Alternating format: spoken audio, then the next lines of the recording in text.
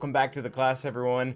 Today we're going to be talking about getting the best bang for your buck with every single one of your teams, analyzing them, and figuring out which is the most important character for each team to take to Gear 13. And after that unintentional rhyme, let's go ahead and get into this. There are a few remarks that I want to make before we start with this. So the whole concept of this list is to go through, analyze each team, and pick out what character that, if you're strapped for resources, is best to take to Gear 13 first on the team. This may leave you just leaving the rest of the team at Gear 12 or lower for a time period, or just might mean you gear that one up first and then 2 days later gear up the rest. We are not going to be including Galactic Legends or a lot of the high level characters like Jedi Knight Luke or Grand Inquisitor, purely because it doesn't make sense to put them here, because typically by the time you unlock them, their teams are going to be at Gear 13 anyway, so it becomes very redundant and almost kind of pointless to look into them. So without further ado, let's go ahead and look into these teams. Also, just so it's not confusing, the first character for each one of these teams is not the subscribed leader that you should be using. That's the character that should be taken to Gear 13. First up, we're going to be looking at our friends, the Bad Batch. Echo comes in first for very obvious reasons. For anyone who's used Bad Batch or gone against Bad Batch, you learn very quickly that as soon as he uses Never Any Doubts, the game is pretty much over. From there, he's going to already immediately strip off all the buffs, give his team turn meter, and they can get rolling. So the reason why he wants to be Gear 13 before really the rest of his team is because when you give a character that final gear pierce for Gear 13, it is going to give them not only 8 or 6 more speed depending on what the last piece is, but it's also going to give them more speed from the speed set, because when you craft or get them to the next gear level, that 10% that a speed set gives is going to add in all the speed that was cumulative for that character's speed. So he'll go from getting, I don't know what his speed is right now, it's probably something really atrocious. I think he actually has my fastest speed set in the entire game. So instead of gaining just 8 speed, he's actually going to gain 10, because you gain 8 speed from the finisher as well as 2 speed from his set, now using the entire finish gear level. It'd actually be a really good idea. Let's do this here quickly. Find a Gear 12 character here. We do have, so if we look at IG-11 for example, he has currently 260 speed, so if we start adding on these pieces, he'll go to 266, and then to 272, and then eventually to 280, but with that last piece, if we had a speed set, he'd also get an extra 2 speed, because having 20 at a finished gear level, 10% of that 20 is 2, and it gets an extra 2 speed. Bottom line, Gear 13 Echo first, because he needs the speed more than anyone else on his team, and that's the easiest way to get it, other than having really stinking good mods, which is an entirely different story. Next up is going to be the Emperor Palpatine team. Again, we're not really looking at this from a Starkiller point of view, because if you have Starkiller, your Mara Jade's already R5. But if we're working with the Emperor Palpatine team before that, we want to work on Mara Jade for pretty much the exact same reason. She is going to go first. She is going to use a bunch of debuffs on AoEs and start generating turn meter for the rest of her team. So as long as she's going the fastest, she's going to be able to do that for Emperor Palpatine, for Darth Vader, for Thrawn, for whoever else is on the team, because of how Emperor Palpatine's leadership works, that whenever those debuffs start to expire, the rest of the Sith or Empire allies are going to gain a ton of turn meter. So she's going to be able to facilitate in that way. So it's very nice. And also you get the added bonus of getting Starkiller, who start to take her to Gear 13 and relics. Next up are going to be our bounty hunter friends. This is going to be more for GAC. When we look at Zam and her Omicron, she is actually going to share her speed with the entire team. So she gets a speed boost from all of her bounty hunter allies, which is awesome within itself. Then she's going to take a portion of that speed, 20%, and share it with the rest of the team. This is going to take into account her speed before mods. Well, it takes into account her speed after mods too. But what I'm saying is all the speed added up through here, it can be increased by giving her more gear that has speed on it, and therefore not just making her faster, but you're going to be making your entire team faster. The other way to do this would be to increase speed on Grief via gear, increase speed on Bosk via gear, and the rest of the team, or you could just do it on Zam to start, give the whole team a lift of a few speed, and then go and finish the rest of the team, which is kind of what I did, because as you can see, the rest of them are geared very nicely. This allows the team to go really quickly. Boss and Grief can get contract, Mando can annihilate someone, and you're off to the races. Next up is going to be 501st. If you have General Skywalker, he should probably be the first Gear 13 because the amount of stats that he gains from his leadership and his unique coming from his allies, and then you just boost this to a higher level because his gear level is higher. If you don't have General Skywalker and you're using the Shock T variation of the team, which is pretty darn stinking good, you want to do 5s. And the reason why is a little bit of a similar reason to Zam, and he is going to share his speed with his allies when they trigger his sacrifice. It's not really a sacrifice, but when someone tries to kill, say, Rex or Echo or whoever, and 5s dies because of his tactical awareness Zeta, he's going to pass off all the stats to the rest of the 501st allies, or rather the 501st clone allies, including his speed. So him having an extra 20 speed from when he dies being spread to all the team is very helpful. Not to mention, he gets other stats with that too. He's going to get more health. He's going to get more protection that's going to be passed on to the rest of the team as well. So he's the most bang for your buck option there. Again, assuming you don't really have gas. General Grievous for his team, this one is just, it's a no-brainer. It's actually going to be different from the rest. We've talked about typically either really speed for the character wanting to go first or because it gives to the rest of the team. That is not going to be the case for General Grievous. This team is very reactionary, and by that I mean you don't really have to be fast to go first, you just have to gain turn meter. But most of the team's damage comes from Grievous, and it comes from his damage coming from his max health. And I don't have a comparison right in front of myself right now, but if you compare General Grievous's Gear 12 health to his Gear 13 health, it is ridiculously different. And one of the big reasons why is if you look at his Gear 12 pieces and his finisher, they're all chocked with a ton of health, and the mod gains from that health for the set bonuses that we were talking about earlier with the speed set, this 10% health bonus, this doesn't come into effect until he closes that gear level. So if you have 5 pieces on him and you give that 6 pieces and advance him to the next level, it is going to have a huge jump in health. It's going to double not only his survivability because it's health, but it's also going to double his damage, which again, very big deal since he is the main damage dealer on the team. I guess if you're looking for a second after him, I really do kind of like B1 Magna also. It's pretty good himself. Next up is going to be the CLS team, and for this one, I've debated this for a little bit. I'm going to ultimately close on CLS because Nubaka over here is going to pull stats from the leader, not just to himself, but to the entire team. So increasing CLS's max protection, offense, defense, everything that he has in there that's going to go up when he goes to that next gear level is going to go to the rest of the team. So it's kind of a Zam situation where you're upgrading one character and you're going to see the benefits over the 5. The one that I was wrestling with that probably might be able to take the place from is actually Chewbacca. And for anyone who understands how to beat the CLS team on defense, if you ever face it, Chewbacca is the linchpin. He is the one that you have to kill. If he survives, then you can't crit half the team. They keep healing. He actually does a ton of damage too because he's dealing pretty decent damage on his own, along with his max health damage that he does through one of his uniques. I think, oh yeah, it's this one, or yeah, he deals bonus damage equal to 20% of their max health. So he's the one that needs to die, and making him as hard to kill as possible is the way that you're going to make that happen. But again, I ultimately went with CLS because if he's sharing his defense to also Chewbacca, even at 20%, I kind of like those gains that he's going to be getting from the Gear 13. Next up is going to be Jedi Knight Revan, kind of the old school Jedi Knight Revan. If you have Jedi Knight Luke, you probably have him at Relics, and this is probably not super relevant. But if you have this team right here or a variation of it, Jolee is what I like best for defense. The team can end up being very timeouty, if that's even a word, because Jolee just won't die. And then on top of that, he's going to be constantly reviving the entire team. It's very, very, very annoying. For anyone who was around during the Jedi Knight Revan meta remembers it was not fun to deal with, especially if you did not have any offense on your Grandmaster Yoda. The team was unbeatable is not the right word, but you would just time out. So that's super fun. If you don't really use them on defense, which is fine, you're more looking for an offensive use, Grandmaster Yoda is the way to go.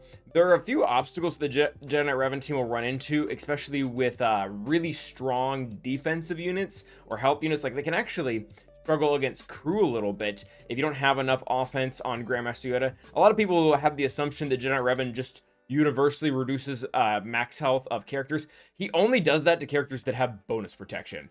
And that's very few. While that is very helpful for like Trey or Nest, that's not going to be every single character out there. And you really want the damage on the team if you're not going to have that option again against those specific list of characters. Armor or Maul for the Maul team. This is going to vary a little bit on how you use the team. If The big linchpin for your team, for it to go first, offensive or defensively, is armor, because she has the highest base speed. You want to go for her to get gear 13 first, because her going first is going to trigger Maul, who will then use his AoE, which will trigger Canderous, which will again will re-trigger Maul, and then Maul will have 5 hits right in a row, or rather 6, and call on everyone to assist and just melt someone to the ground. So that's really the reason why you want to do armor. However, there are a lot of tricky ways around not even having to use armor and using her with, say, a Galactic Legend, like using Droideka, who has a ton of extra speed before he rolls, using Hondo, who's going to be getting that starting TM if you have the Omicron, or Watt, who just gets a bonus turner out the gate. If you're using really any of those options to the point that your speed is not really important on your fastest character, do Maul just because he gets the double dip on both the offensive and the health stats, because he pulls for both of them when he does his damage due to his, I believe it's not Furious, what is it called? Special Enraged buff that he gets. It's not Hatred either. It's one of those words. Anguish, that's it. So he's going to be able to double dip with that because he's gaining gains for his health, which therefore is also going to end up helping his offense. And he also gets offense, so pretty great for him to be at gear 13, especially before the rest of his team. Troopers, very simplistic as well. They are a speed-oriented team. They want to go first. If they can, they will just bulldoze everything in front of them, assuming the team can't catch up to them. Gideon or Piet naturally have the highest base speed, so they're the ones you want to start with first for gear 13. It's probably worth mentioning that Dark, if you're looking at high relic levels, he's kind of the one, unless you're doing Piet for Executor like myself. But Gideon is naturally faster than Piet, so he's typically the option to go with for gear 13, so you can get him that extra 20 speed that we've been talking about. Piet also has a really high base speed, so he's definitely doable if you're using Gideon on another team. Gideon has places on many teams. We get the question asked a lot, who's better, Gideon or Stark? They're both really good. Gideon's probably slightly better, and Stark can do most things that Gideon can. It just depends on what your needs are for the rest of your roster. But either way, for when it comes to gear 13, the two of them need speed the most. Dash is going to be the same story as the rest. You heard it once, you heard it again. He is the fastest, and he's also going to be generating a ton of turn meter when he does his damage, dealing 3 times to all enemies, so, 15 in 5v5. And if you have his Zeta applied for his unique, whenever a prepared ally scores a critical hit, all prepared allies gain 2% turn meter. So you do the math, he's hitting 15 targets, assuming he crits for all of them. That's now 30% turn meter for his entire team, so they get to go, and if they're even faster than each other, they can also get in more hits, and they can just get this train going. Not to mention, Dash is listed as support, even though he does a truckload of damage, and when you look at his leadership, he's getting 20 speed, because he's a scout, light-sided scoundrel. He's getting 20 speed off of that since he's a support, so he's just going to be able to go off immediately and be able to, again, start generating turn meter. Then you take over, the enemy team can't catch up, and you just blow them up. Next up is going to be the BAM team if you're still using it. Very similar concept here as well, except for we're going to be looking at Queel, who Queel has a very high, well, he has a high-ish base speed, actually. It's not super high, at least in comparison to what the rest of the stuff around there is. But he's going to be able to go ahead and give 25% turn meter to all the scoundrels on your team, who then can, again, similar to the Dash team, start to get a turn meter train going, because when we look at BAM's lead, whenever an enemy takes damage, Scoundrel allies gain 2% turn meter. So Queel will go, give everyone 25% turn meter, and then the rest of the team will start to come in and deal a bunch of damage, like IG-11 will go, and then BAM will go on his, or BAM should go next, go into his crouching position. You get the rest of these AoEs out there, all of a sudden, BAM's got back to his next turn, and he has 20 birds, and you just annihilate someone right off the bat. Next up is going to be the Padme team. This is a little bit weird. If you're running Cat in this team, then it should be Cat, because you don't want her to die, and she does deal decent damage, and if she goes, her stat increase for the team goes. No, this is not technically stat sharing, but she's just increasing all of her allies' health and defense and crit damage and offense by 50% of their own when she's alive. So if she's dead, she doesn't get to do any of that, and that's a really big bummer for the Padme team. If you don't have Cat, which again, if you have Cat, you probably have this team entirely gear 13 because of gas or some other reason. You want to go to GK just because it's the most survivable. The team naturally does have a lot of killing power just because of courage. dealing damage based off of max health. As long as you're fighting something that isn't immune to that, you should be able to take care of it from a damage perspective. So the focus here is more on survivability, hence why GK being the tank is going to be the focus for the Gear 13. Darth Revan here. This is the old school Darth Revan team, obviously, no Malgus included. Again, if you have Malgus, you probably have everyone on this team Gear 13. Although I've seen, like, you two guys out there that are watching this right now and have Malgus without having unlocked Malak and Darth Revan, I've seen you guys. It's very interesting. I'm not saying I'm mad, but it's interesting. Anyways, Darth Revan wants to be the fastest purely because if he can go first, he can apply fear to the leader on the enemy team, assuming they don't have a pre-taunt, and then everyone else gets feared as well, and you just kind of run over. Bastila Fallen used to kind of be the target, but I don't think anyone does Darth Revan mirror matches anymore. Or at least I have not done that in years, but also Malgus, so maybe I'm kind of out to lunch on that one. Next up is going to be Adrad. Adrad has a reason that has nothing to do with speed, very different from the rest of our characters.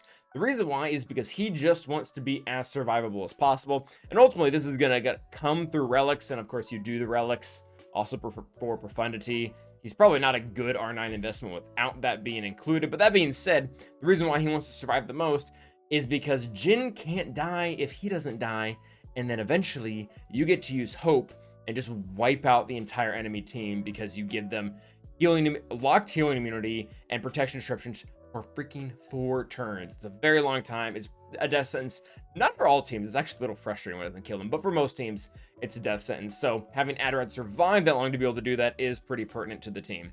This one, I'm not entirely sure here. The team has a tendency to be pretty reactive in the fact that they can catch up using things like damage immunity and stealth and whatnot. I feel like Finn is probably the best. The leadership, the leader, just because we want him to be survivable. He needs to be able to tank the hits so that he can keep cleansing and getting his turns refreshed. He actually has the one with stacking damage as well against single targets. I guess Zori can do that too. I don't even have Zori 7 stars yet, but I guess that's kind of besides the point. But I mean, yeah, I'm not 100%. If anyone has any reason why it should be another character here, maybe specifically for speed, for being Zori, let us know in the comments. I'm not 100% experienced with that team as it is rather new. For Geonosians, we want to do either Geonosian Brood Alpha himself or Spy. I have a tendency to lean more in this area. From a PvE perspective, GBA just kind of wins all the way around. It really does. You don't need it to beat the Watt mission, but it does help solidify it. Spy was typically more helpful from a PvE or from a PvP standpoint, but even then, you kind of want GBA up and running just for that as well, and the Gear 13 is really helpful. One of the reasons why, not only is he a good character, but his Brute's stats also scale off of his own. It says that right here. All right, it says it somewhere in here. Might actually be in his unique. It might not be in here. Oh yeah, this unit's stats scale with the summoner stats. So the beefier we make him, the beefier the Geonosian Brute gets as well. So that would be the reason why he's typically going to be my #1 pick out of the team. Although Spy just does a lot of damage. Now the Traya team is going to be similar to the Grievous team in the sense that it is reactive. It doesn't really need to get out and go first to do a lot of stuff.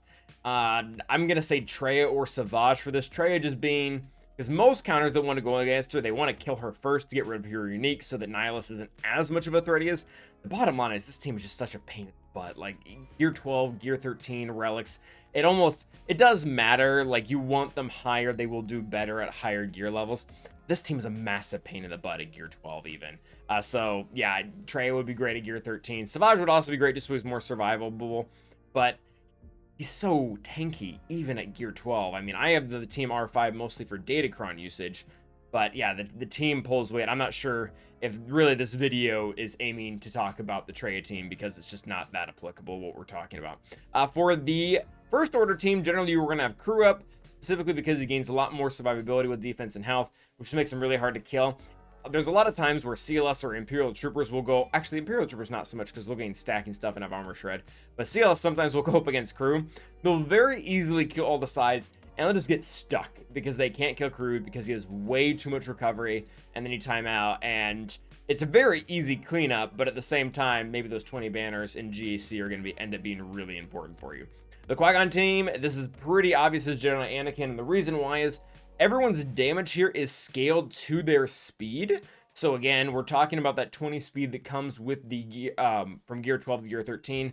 You're not just giving him 20 speed, you are giving him 20 speed, but on top of that, you're giving him a fat amount of offense because again, with the Omicron here and his leadership, all that speed is going to go 30 times and turn into offense, which is going to make Jedi Anakin hit that much harder. And he's the one who's going to be getting the kills on this team, because when he gets ticked off, not only does he have all this offense going in his direction, but he's going to have bonus damage coming from his unique, assuming that you're putting Galactic Republic on the team. Make sure the whole team is Galactic Republic Jedi. Don't do otherwise. Next up is going to be Sortie. The reason is very similar to Adrad. We're going, or actually more similar to Crew. We're really going for a timeout thing here. She is by far the thickest on the team, which is going to, again, even if you can kill all the other sides, regardless of who they are, this probably isn't the most ideal Sortie team, by the way. But even if you kill all the others on the sides, if she can just keep living and living and living, you can get yourself on ice holds. Tuscans are, I don't know very well. I'm going to go with Raider. He's by far the most annoying for 3s to be a high relic, just because not only does he do decent damage, but he ends up being really hard to control because of his Omicron and his summon that he has going out there. I'm guessing Warrior is probably the best for 5s. As you can see, I obviously don't have the team super well built, so I don't have that much, especially not in 5s. I don't have experience with it. I've done a little bit with it in 3s, but I'm guessing it's Warrior just because Tuscan's Chieftain is really hard to kill, and Warrior, that's where a lot of your damage is coming from. But I think that a lot of the kits pull weight here. Night Sisters, very easy choice. Daka. Needs to have as much health as possible, because when she dies, the whole team is pretty much done for. And the opposite is true as well. If she lives, the whole team lives because of her revives, and she needs as much health as possible. Mon Mothma team, it's going to be Kyle Katarn, both for speed, because how his unique works. He's almost always going to be the one going first, because he's gaining 30% turn meter to start for each other rebel fighter ally. So that's 30% from these 3. Mon Mothma unfortunately isn't a rebel fighter, but also his damage is the most important on the team too. If you're trying to kill a Wampa and you need to one-shot it before it gets its protection up going back, Kyle Katarn is pretty much the only one who can do it here. For Iden, I'm going to go with Death Trooper. Iden is actually very tempting because her ship is very good and her damage herself is also very nice. And the reason we're not going to put her as first is because she just doesn't die. I believe it's probably under her leadership. Yeah, she just keeps reviving and reviving and reviving as long as there is another Imperial Trooper ally out there and you have met the criteria for her team. Whereas Death Trooper doesn't really have that luxury, and not only is his damage and utility good through all the debuffs that he has and cooldown increase, the Terminate, where he can apply Death Mark, is important if you're trying to avoid timeouts. If you're, say, trying to consistently use a Gear 12 team against relics, which we have done a lot. I've wanted to Gear 13 Death Trooper for a very long time. I've not been able to do so because there's always something else out there, but if I could do one, it would be him. For Ewoks, who have just got their new lifter, Princess Nissa here, it's going to be Pop Blue, and it's going to go back to the turn meter reason. Our boy gets 25% speed before he's taunting, so he's going to go really fast right out the gate. Mine is not modded super well, but if you do have him modded well, he can go first. He can call someone else to assist, and then you again start the standard turn meter train, because every single time an Ewok uses a basic, they're generating not only turn meter for themselves, but for all of their allies. So Pop Blue getting to go first, having that extra 20 speed from the right side pieces, and then getting the bonus into the set is going to be helpful. Phoenix, I don't really know super well. The team is very new given Captain Rex influence right now. I'm going to guess Hair is a really safe option to say, because if you go after Profundity at some point, you need it anyways. But I honestly just don't know. The team doesn't seem super speed locked. Kanan seems nice, but his taunt isn't super consistent, so I don't know if I would die on that hill. The team's damage is kind of already there just because of assisting, so yeah, we're going to go with Hera for now. Wookie team, I really like Zalbar, and one of the reasons why is because of the stacking defense that he has built into his kit. Tarfalar actually makes him a really strong asset as well. Yeah, here, he gains 20% defense every single time he takes a hit for an attack for one turn. So if you mod him super slow, and he's just sitting there, and he's taking hit after hit, eventually this defense just gets so high. If they don't have any defense pen or true damage, they will not get through him. He is a huge pain in the butt. Not to mention, he's also a crate raid team, which getting him to Gear 13 or to Relics ends up becoming more beneficial, because you can start taking him to higher tiers, along with units like Jedi Revan to be able to get to that next box. So he's going to be the first one for the standard Wookie team. And then this is another one that I'm guessing a little bit. I feel like there's a good argument for Seer or Cal to go to Gear 13 first. Cal, I guess, has utility with Rey, so there is that before you have the rest of the team built. Seer's survivability is also pretty important. But I have watched myself and other content creators try to use really good teams like Gas or Starkiller against Fulcrum, and then because Fulcrum is just as strong as she is, especially with under the Seer leadership and Omicron and GAC, just obliterate really tanky characters because of how her whirlwind and her whole kit works. So taking her to Gear 13 seems like a good option, but ultimately it might end up being Cal just because he can be used in another team, and really Seer and Fulcrum are going to struggle more in that aspect. So it depends on your roster, depends on what you're trying to do, but that's where we're going to sit at right now. Tell me what you guys think in the comments. Those are the teams we're going to go over today. There are more out there, obviously, but again, I was trying to avoid teams that by the time you get them, you probably already have everyone at Gear 13, if not relics. We'll probably eventually do a video about who is best to take the high relics on the team, kind of a similar vibe, but it'll be a little bit different because we'll be focusing a lot more on damage than we will be speed for turn meter mechanics. But until the next time, thank you guys for watching, and as always, stay awesome.